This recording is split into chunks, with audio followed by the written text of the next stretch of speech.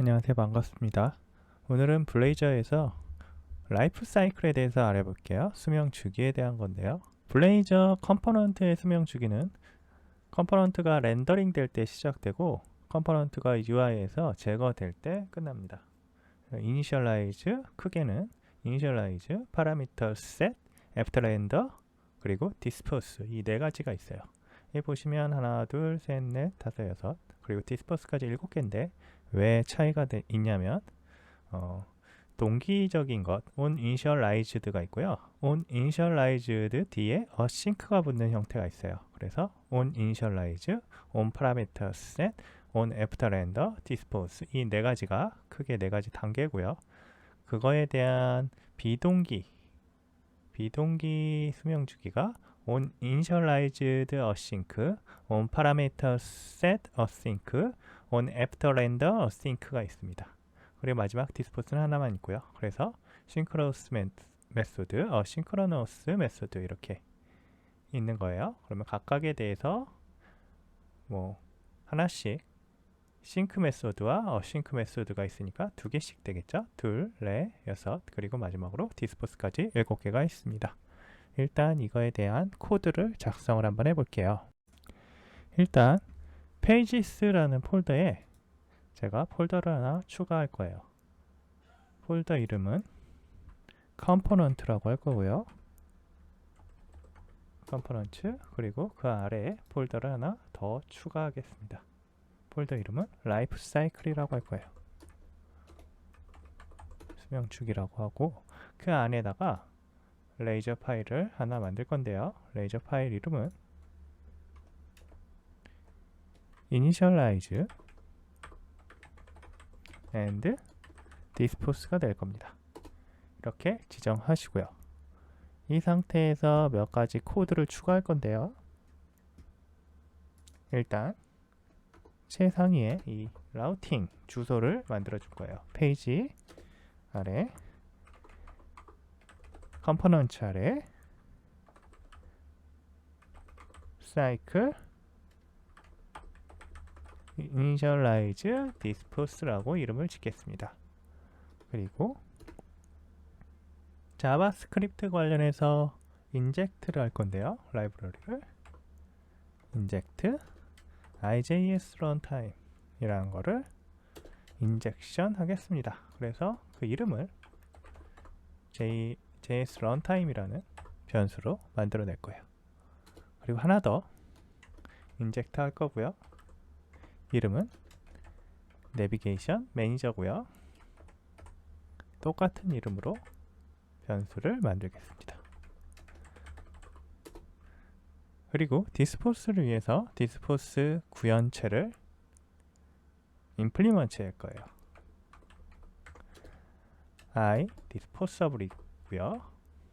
해당하는 인터페이스를 임플리먼트 하도록 지정했습니다. 그 다음에 여기다가 div로 initialize value라는 거를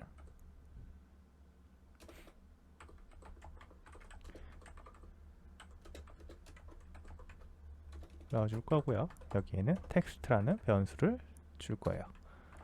코드 블럭에 C# 코드를 만들 거고요. 저 텍스트를 줄 겁니다. 얘는 get, set, empty로 초기하고요. override. 자, initialize부터 해볼게요. on initialized 해서 텍스트는 on initialized가 되도록 복사를 해서 그대로 넣겠습니다. 그리고 내비게이션 매니저에 로케이션 체인지드라는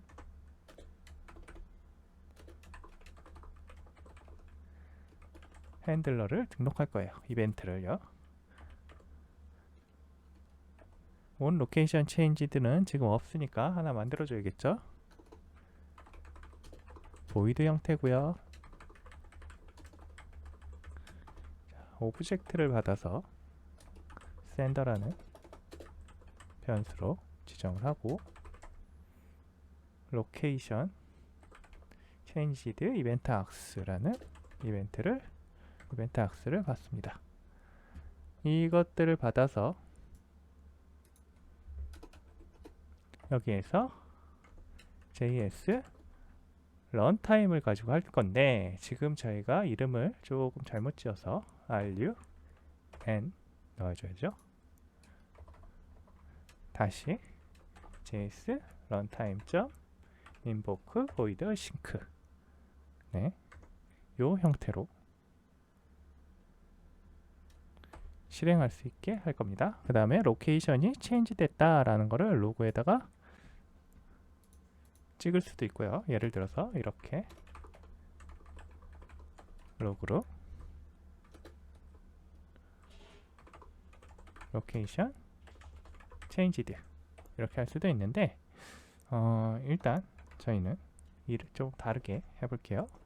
그대로 콘솔 로그 대신에 자바스크립트 펑션을 그대로 쓸 수 있어요. alert라고 alert 박스를 찍게 하겠습니다. 그리고 페이지가 변경됐다 라는 의미로 페이지 무빙이라고 하겠습니다. 자, 그리고 여기서 저희가 아직 구현 안 한 게 있죠. public void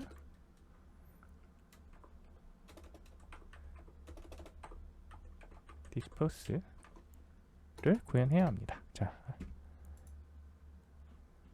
이 dispose를 이 disposable 인터페이스에 대한 구현체죠. 내비게이션 매니저에 대해서 가지고 와서 저희가 로케이션 체인지드라는 이벤트를 등록을 했으니까 해제를 해줘야겠죠. 여기서 그래서 여기서 해제를 해줍니다. 똑같이 이거 안 해주면 메모리가 릭 날 거예요. 그리고 JS 런타임은 그대로 복사를 해서 위에 걸 복사를 해볼까요? 복사를 하고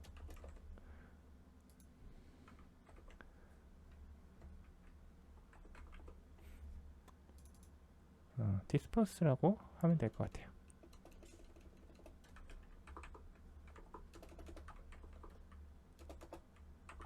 and on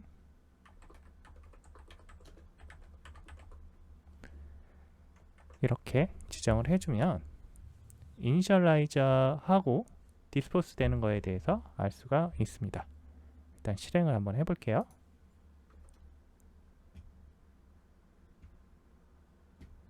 컴파일 한 후 실행을 하고 일단 여기 홈 카운트 패치 데이터는 없으니까 직접 복사해 가질게요.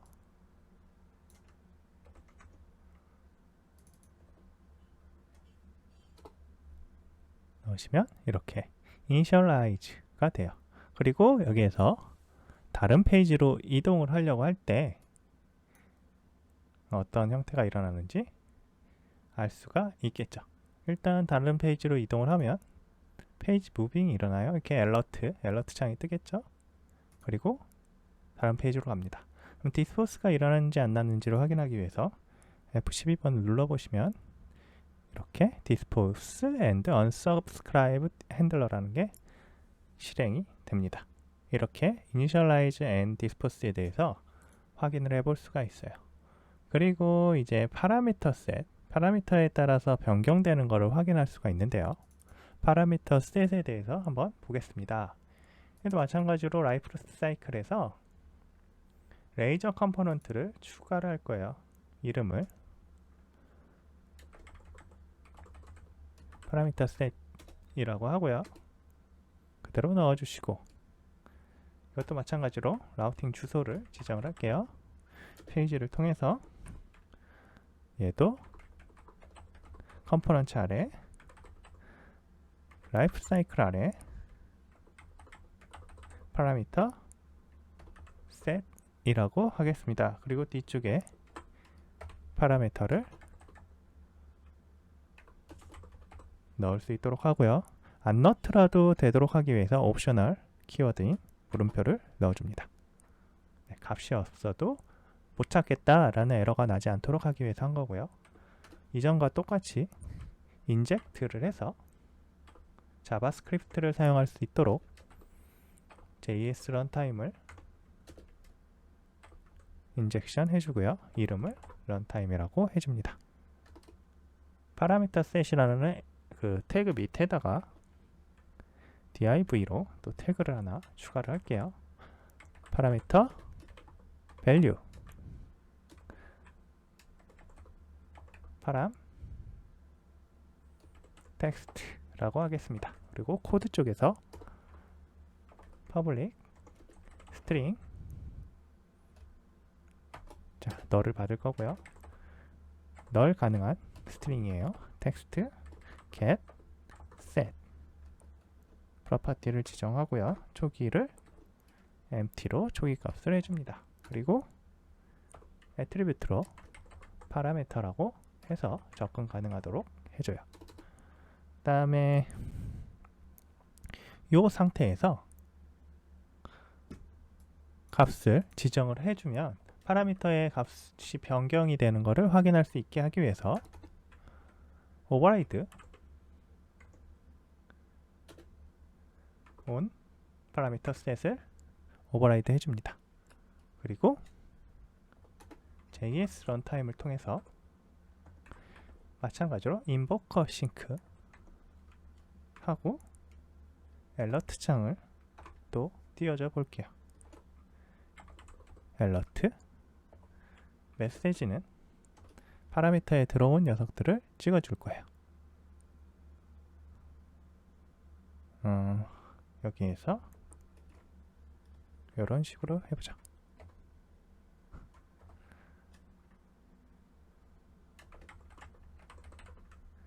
파라미터 셋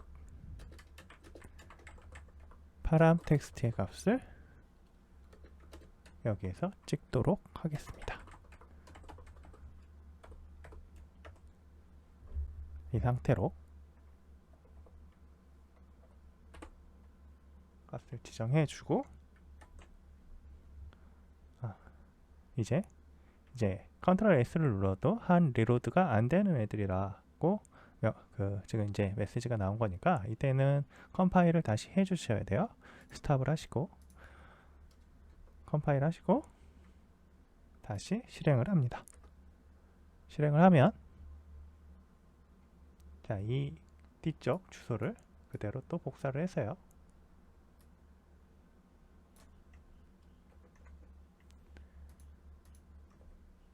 set이라고 하시면 이렇게 현재는 값을 아무것도 안 줬기 때문에 alert에 파람 텍스트가 아무것도 없는 게 나온 거예요. 자, 제가 뒤쪽에다가 그러면 파라미터 셋을 1, 2, 3, 4 파람 텍스트라는 값을 넣어서 엔터를 다시 눌러볼게요. 이때에는 파라미터 텍스트가 1, 2, 3, 4다 라고 제대로 나옵니다. 이게 컴포넌트형 파라미터 또는 일반 URL 형태의 파라미터예요. 근데 저희가 쿼리 파라미터라고 해서 쿼리 스트링을 쓸 수 있거든요. 네, 이거는 옵셔널하게 사용할 수 있는 또 쿼리 스트링을 URL에서 쓸 수 있습니다. 그래서 그거에 대한 내용도 한번 알아볼게요. 이 상태에서 어떻게 하면 되냐면 파라미터를 하나 추가합니다. 그대로 복사를 해올게요. 복사를 하고 이번에는 이름을 쿼리 텍스트라고 바꿀 거예요. 파라미터 아래쪽에 애트리뷰트를 하나 추가할 건데요.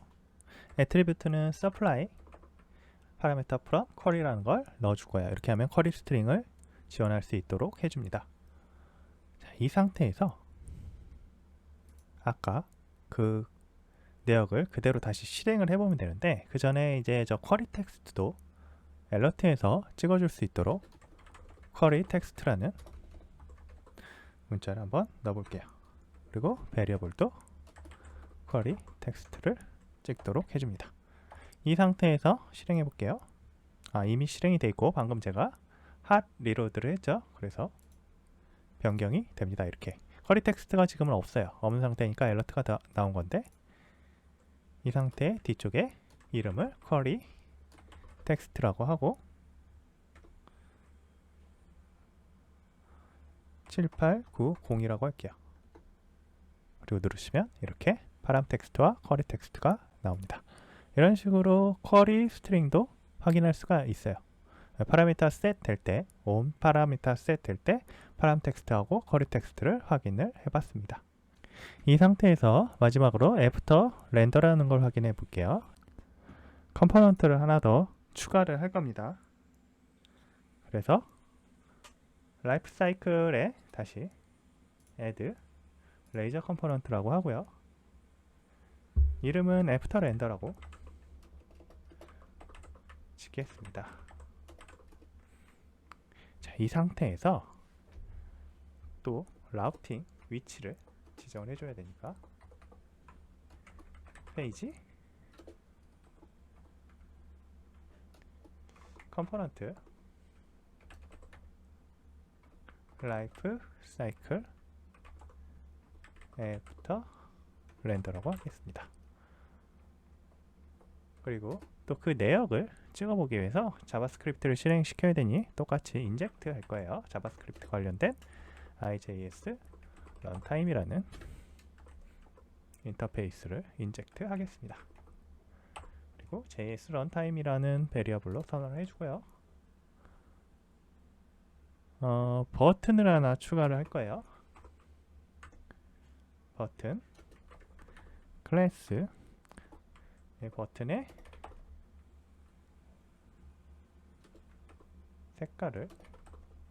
색깔하고 모양을 기본적인 형태로 지정을 해주고요.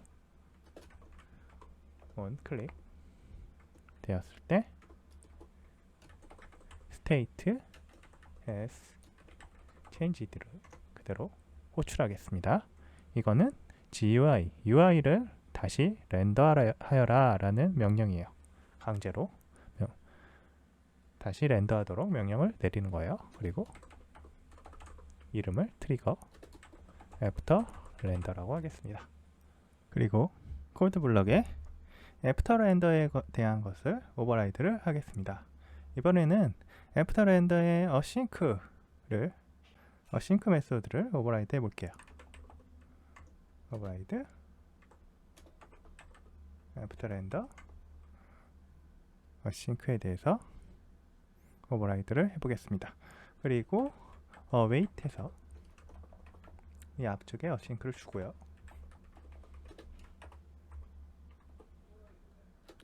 JS 런타임 똑같이 invoke void async alert 창을 띄울 거예요. 그리고 여기에서 저 first render라는 것에 대한 내역을 찍겠습니다. first render는 어떨 때 true이고 false인지 제가 보여드릴게요.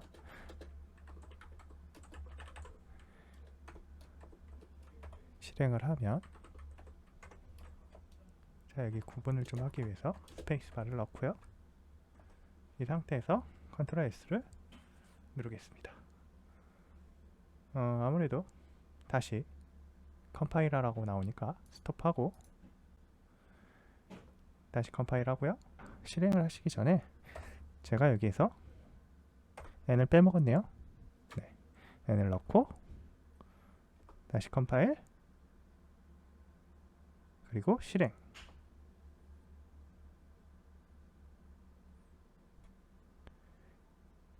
복사해서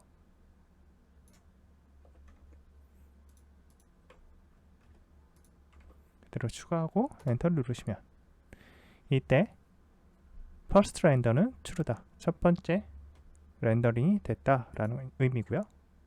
그 다음에 트리거 애프터 렌더를 누르시면 first render가 false로 바뀌어요. state has changed 같은 경우에는 이미 렌더링 된 상태에서 UI를 다시 그릴 거예요.